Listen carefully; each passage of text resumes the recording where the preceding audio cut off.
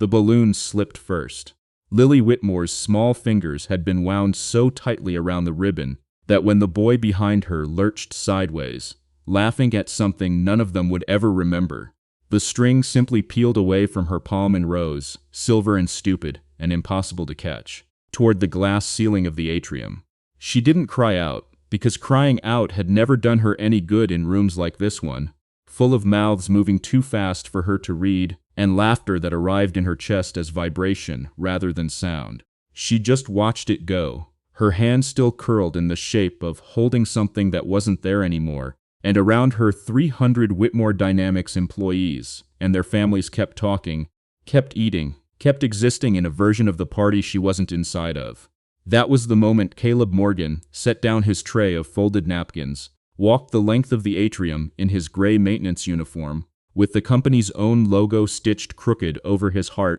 and lowered himself onto one knee in front of a 7-year-old girl he had never met. His hands moved before his mouth did. "Are you okay?" he signed, the motion small and unhurried, the kind of sign that came from years of practice rather than a night class. Lily's whole face changed. Not politely. Not the careful, managed brightness she gave adults who talked slowly at her as if volume were the problem. She lit up the way a room does when someone finally opens a curtain, and her hands flew back at him so fast that Caleb had to ask her, gently, to slow down. Across the atrium, still holding a phone she had forgotten to lower after ending a call with an investor who wanted assurances she could not yet give him, Rachel Whitmore stood frozen, watching a stranger in a maintenance uniform do in 11 seconds what a small army of tutors, therapists, and well-meaning executives had failed to do in 5 years. To find out how a man who mopped these floors for a living ended up standing beside Rachel Whitmore at the most important signing of her career, stay until the very end, because what happened between that balloon and that boardroom would change both of their daughters' lives before the year was out. If moments like this speak to you, the quiet ones nobody claps for, we'd love to know in the comments, because so many of you watching have lived some version of this yourselves. And before we go further, here's something worth sitting with. In almost every workplace, the person with the least formal power is often the one paying the closest attention, while the people with the most credentials are too busy managing appearances to notice what's actually happening in front of them. 3 years earlier, none of this existed. There was no Caleb Morgan in a maintenance uniform, no gray badge that granted him access to the loading docks and boiler rooms, but not the executive floor. There was only Caleb Morgan, senior structural design engineer, 34 years old, standing at a whiteboard in the same building, explaining to a room of junior engineers why the housing tolerance on the new actuator line couldn't be shaved down another 2 millimeters without risking fatigue failure under sustained load. He had built half of what Whitmore Dynamics manufactured with his own calculations. He had a wife, Anna, who taught language and communication skills at a school for deaf children 40 minutes from their house, who had spent the first year of their marriage teaching him American Sign Language at their kitchen table so that he could talk to her students at the holiday parties she dragged him to, and who used to tell him, laughing, that he signed like an engineer, too precise, not enough face. He had a daughter, Emma, barely 5, who already knew more signs than most adults, because her mother refused to raise a hearing child who couldn't talk to half the people in the world. And then, on a Tuesday in March that nobody at Whitmore Dynamics remembered but that reorganized every hour of Caleb's life afterward, Anna died on a wet highway on her way home from work, and the man who used to run engineering reviews stopped being able to sit through a 2-hour meeting without his hands going still and his mind going somewhere else entirely. He didn't quit. He couldn't have afforded to, not with Emma to raise alone. And there was a strange mercy in the fact that Whitmore Dynamics was a large enough company to absorb a man quietly stepping sideways rather than up. He asked for a transfer to facilities, predictable hours, no travel, no one asking him to present quarterly projections 3 weeks after burying his wife. The engineering department filled his old office within a month, and the company, as companies do, moved on. Caleb told himself he had moved on too, that pushing a cart of replacement filters through the same hallways where he used to argue about tolerances was simply what his life looked like now, and that Emma's bedtime stories mattered more than any patent with his name on it. Rachel Whitmore's 3 years had moved differently, but not more gently. She had inherited the CEO seat from her father 18 months after Anna Morgan's death, a transition the board framed publicly as smooth and privately treated as a probation. Whitmore Dynamics was, by then, quietly drowning, its precision components division losing ground to overseas competitors who could build the same actuator housings for 60% of the cost, and Rachel had spent every waking hour since either courting the acquisition that would save it or trying not to think about her daughter. Lily had lost most of her hearing to meningitis at 2 years old, and Rachel, terrified of the word death in a way she never fully admitted to anyone, had chosen the oral and cochlear implant path that 3 different specialists recommended, and had let herself believe, for 5 years, that learning sign language herself would somehow mean giving up on Lily hearing the world the way everyone else did. She hired the best therapists, she researched every device. What she never did was sit at a table and let her own hands learn to say her daughter's name. The deal that would define the next chapter of Whitmore Dynamics was, by the week of that atrium party, worth $340 million.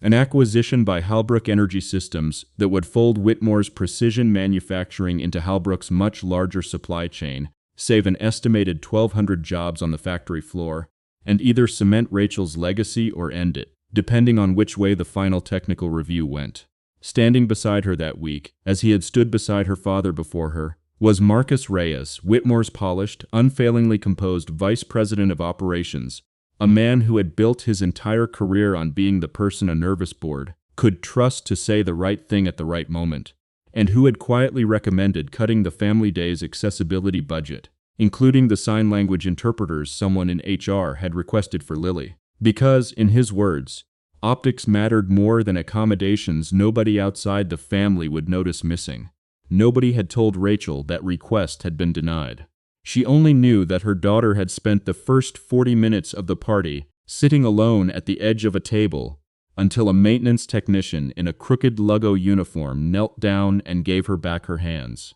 None of them knew yet that a single photograph, taken by a marketing intern who thought a CEO's daughter laughing with a janitor made a sweet candid shot for the company newsletter, would land on the wrong desk within 2 weeks and nearly cost Caleb Morgan everything he had rebuilt since March 3 years earlier. The photograph made it onto Marcus Reyes's desk on a Thursday, tucked into the folder of newsletter drafts his assistant left for his morning review, and he stared at it for a long moment before he understood exactly what he was looking at and exactly how he intended to use it. In the image, Lily Whitmore was laughing, her hands mid-sign, and Caleb Morgan was crouched beside her in his gray uniform with an expression Marcus would later describe, in a closed-door meeting, as inappropriately familiar. He didn't raise the concern because he genuinely worried for Lily. He raised it because the acquisition review was 6 weeks out, because Rachel had been distracted and short-tempered for a month,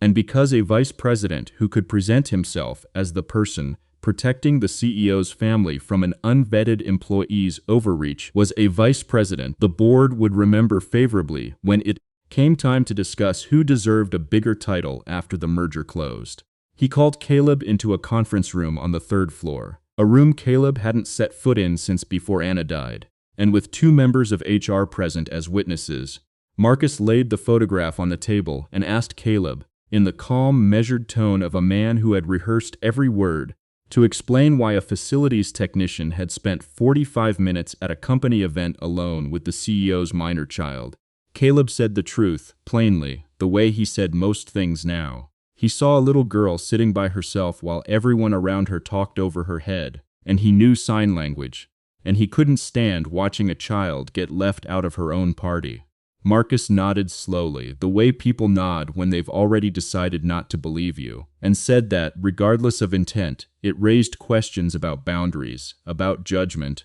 about whether Caleb understood his role in this building. Nobody in that room asked whether Lily herself had been happy. Nobody asked what her mother thought. By the end of the meeting, Caleb had been reassigned, effective the following Monday, to Whitmore's Satellite Parts Warehouse 11 miles across town, a facility with no executive floor, no family events, and no possibility of accidentally crossing paths with anyone whose last name was Whitmore. He didn't fight it. Fighting it would have meant explaining, in front of strangers, exactly what he had lost, and exactly why a dead wife's sign language lessons were the only inheritance he had left to give his daughter's memory of her mother. And Caleb Morgan had spent 3 years learning that some things you protect by staying quiet, not by making your case. He also had Emma to think about, a girl who was thriving in her school district, whose therapist and routines were all built around this side of the city, and a facilities job, however diminished, that still paid the mortgage. He signed the transfer paperwork without argument, cleared out his locker on Friday afternoon, and drove home past the school where Anna used to teach, the way he still did most days, though he never told anyone that either. At the Whitmore house that same week, Lily Whitmore had begun, for the first time in months, asking about the man from the party. She didn't have many words for it, not in the fragmented sign vocabulary she'd been given, but she had a gesture she'd started using at dinner, both hands opening outward from her chest, a sign Caleb had taught her that meant friend, and she used it while looking at the door, waiting for someone who wasn't coming back. Rachel didn't know what the sign meant until she asked Lily's part-time interpreter, a young woman named Priya Anand, who split her hours between HR administrative work and occasional interpreting for company events, and who went quiet for a long moment before telling Rachel, carefully, that Lily had been asking about Caleb Morgan almost every day since the reassignment went through, and that as far as Priya understood it, nobody had told the Whitmore family why he'd been moved, or where, or that it had happened at all. Rachel told herself it wasn't her concern, that facilities personnel decisions belonged to Marcus's department, that she had a $340 million acquisition bearing down on her and no room left in her schedule to investigate why a maintenance worker had been transferred. She told herself this every night for 6 weeks, while Lily grew quieter at dinner, while the hand sign for friend appeared less and less because there was no one left to make it for, and while Rachel lay awake replaying 11 minutes of laughter from a party she had watched from across a room instead of walking toward. There is a particular kind of guilt that grows in silence, the kind that doesn't announce itself with a single dramatic accusation, but simply accumulates, night after night, until a person can no longer remember exactly when they stopped asking the easy questions in order to avoid the hard ones. Some of you watching this probably know that kind of guilt personally, the sort that isn't loud, just persistent. If you've ever felt unseen or underestimated the way Caleb was in that conference room, dismissed by someone who never once asked what actually happened, we'd love to hear about it in the comments below. 8 weeks would pass before Rachel finally sat Priya down in her office, closed the door, and asked the question she had been avoiding since the day the photograph landed on Marcus Reyes's desk. What, exactly, had happened to the man her daughter still asked about by name? Priya Anand had been carrying the truth of it for 2 months by the time Rachel finally asked, and it came out of her in the flat, careful sentences of someone who had rehearsed a confession she never expected to be allowed to give. She told Rachel about the photograph, about the conference room, about the transfer that had nothing to do with policy and everything to do with Marcus, wanting to look decisive in front of a board he was trying to impress before the acquisition vote. She told Rachel, too, something she hadn't planned to say, which was that she'd requested sign language interpreters for the Family Day event 2 months in advance, that Marcus had personally denied the budget line, and that she had been too afraid of her own position to push back or to tell Rachel directly. Rachel sat very still through all of it, the way people sit when they are absorbing something that rearranges everything they believed about their own competence. And when Priya finally finished, Rachel asked only one more question. Who is Caleb Morgan, actually? Because a man doesn't sign that fluently after a weekend course. The answer took less time to find than Rachel expected, and considerably more time to accept. A search of Whitmore's old personnel records, the kind Rachel hadn't looked at in years, because HR systems weren't usually a CEO's business, turned up Caleb Morgan's original employee file, the one still sitting quietly in the archive under his previous title. Senior Structural Design Engineer, 7 years tenure, primary author on 11 of the actuator housing patents that still generated licensing revenue for the company her father had built. Beside it, a transfer request dated 3 years earlier, approved without commentary, effective the week after his wife Anna Morgan had died in a car accident on Route 9. Rachel read the file twice. Then she drove, unannounced, to the satellite warehouse 11 miles across town, walked past a receptionist who clearly had no idea who she was, and found Caleb Morgan on a loading dock, checking inventory tags against a clipboard, exactly the way he'd been checking tolerances against blueprints 7 years earlier, just quieter now, and alone. She didn't apologize first. She asked him, instead, whether he would teach her sign language, because her daughter had been asking for him for 2 months, and Rachel had realized, standing in her own kitchen the night before, that she had let her fear of failing Lily keep her from ever actually trying. Caleb set down his clipboard and looked at her for a long moment before he answered, and what he said next surprised her more than anything in the personnel file had. He told her he didn't want his old title back, and he didn't want an apology delivered in a conference room with witnesses, because that wasn't the kind of thing that fixed anything real. What he wanted, if she was asking, was simple: for someone to make sure the interpreter budget never got cut again, for Lily to have a reason to keep making that sign for friend, and for people in this building to stop deciding who mattered based on the uniform they wore. Rachel offered him his engineering position back that same week, a formal reinstatement with back pay, and Caleb, gently but without hesitation, said no, not yet, because Emma's whole world was built around his current schedule, and he wasn't going to blow it up for a title. What he agreed to instead was Saturday mornings, unpaid,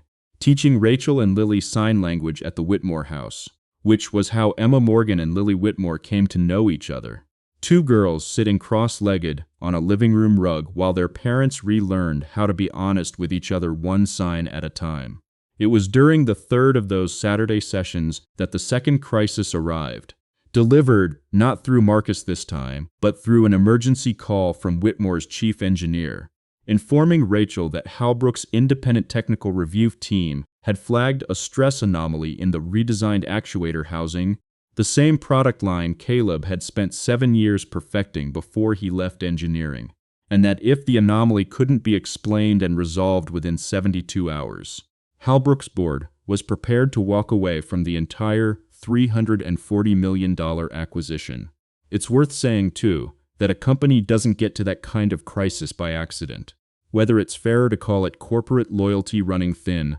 or corporate greed cutting corners it shouldn't have.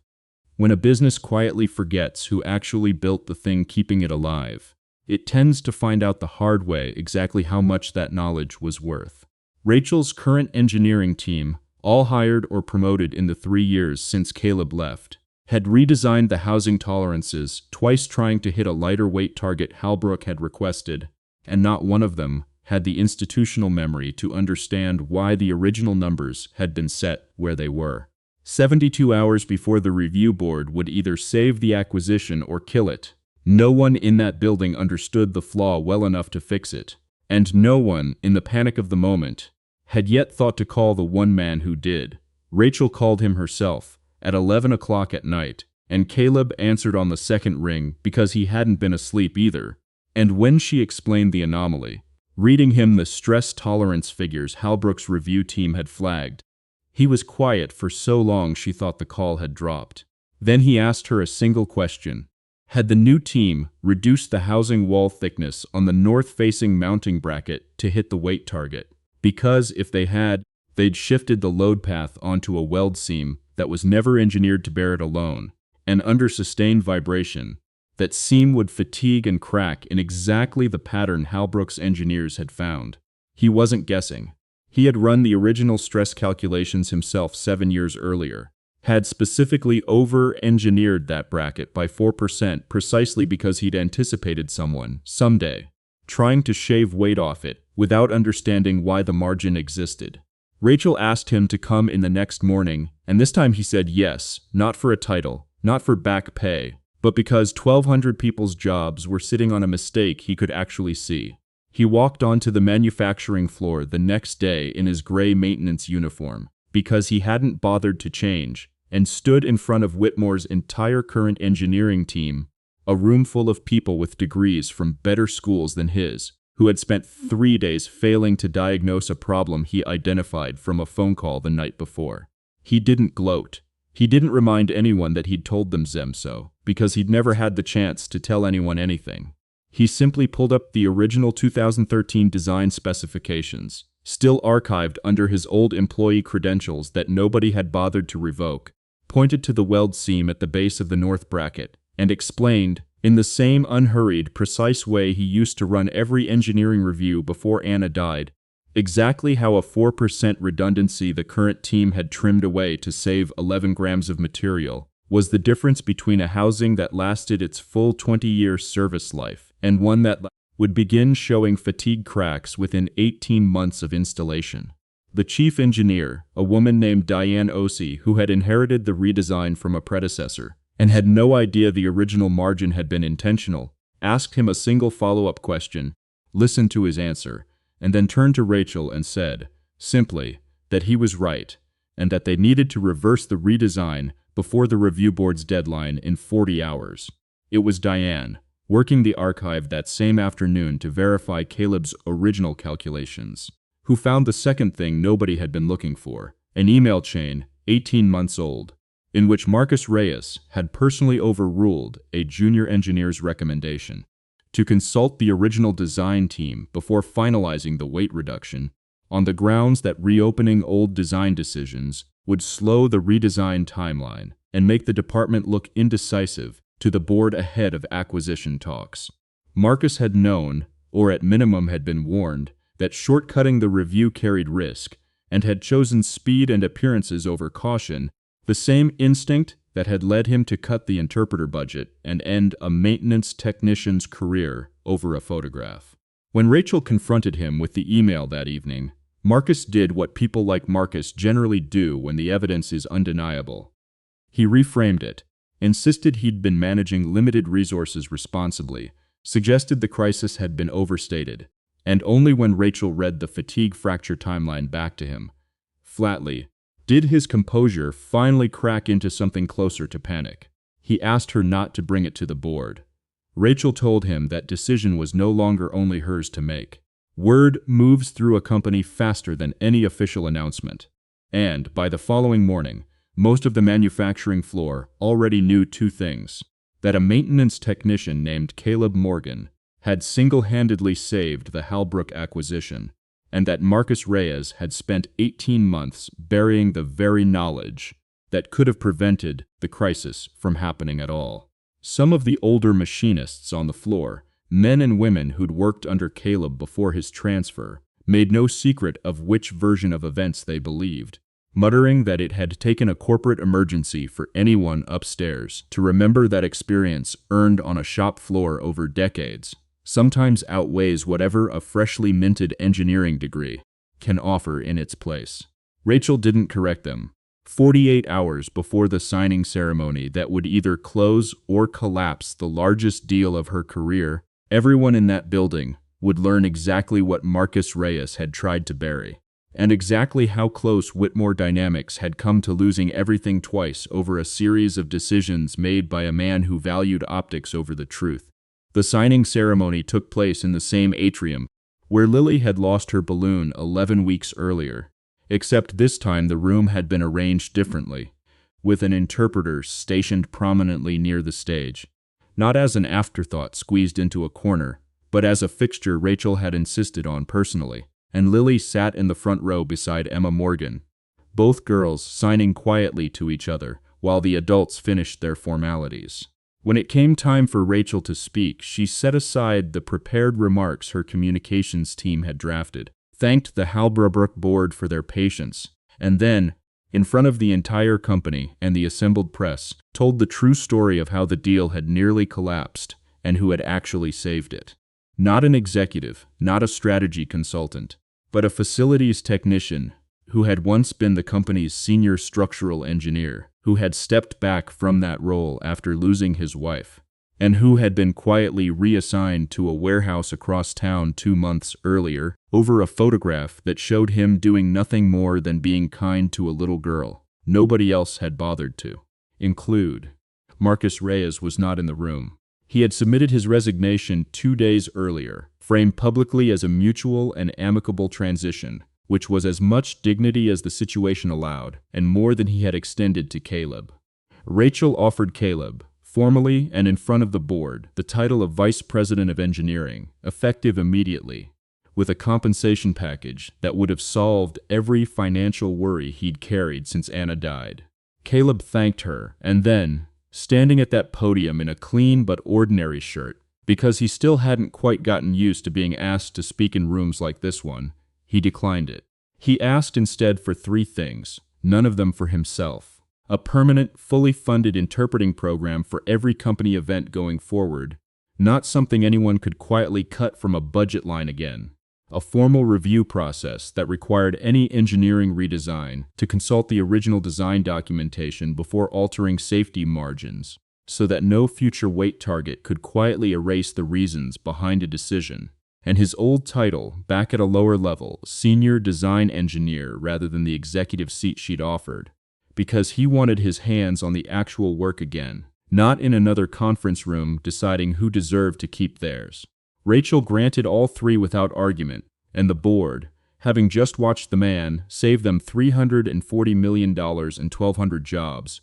didn't so much as blink. 6 months later, on an ordinary Saturday morning that nobody had scheduled or announced, Caleb Morgan sat on the Whitmore living room floor exactly as he had before the crisis, except now there was no test to pass and no anomaly to fix. Just Emma and Lily practicing fingerspelling on the rug between them while Rachel made coffee in the next room. On the shelf above the fireplace sat a small silver party balloon, deflated now and folded flat, that Rachel had quietly retrieved from the atrium's lost and found the week after the original party, and kept without fully understanding why until much later. Caleb noticed it that morning and asked her about it, and Rachel told him she kept it because it was the last object in the world Lily had reached for and lost before someone finally noticed she was there. And she never wanted to forget how close her own daughter had come to spending her childhood invisible in rooms full of people who loved her. Caleb didn't say much back, he rarely did. He just looked at the 2 girls on the rug, hands moving fluently now, laughing at a joke neither Rachel nor Caleb had caught, and reached over to sign something small to Rachel across the kitchen counter, the same sign Anna had taught him years earlier for the word that mattered most: family. There is a particular kind of person our culture tends to walk right past, the one in the uniform nobody looks at twice, the one who has stopped expecting anyone to notice what they know or what they've lost. And Caleb Morgan spent 3 years being exactly that person until a little girl's small hands gave him a reason to be seen again. If there's someone in your own life who's been quietly underestimated that way, written off before anyone bothered to actually see them, we'd love for you to tell us about them in the comments, even if it's only to finally give them the credit they deserved. And if you believe the quiet people, the overlooked ones, are worth paying attention to, we'd be glad to have you stay part of this story with us. So consider subscribing, because there's always another one worth telling. Thank you for staying until the very end.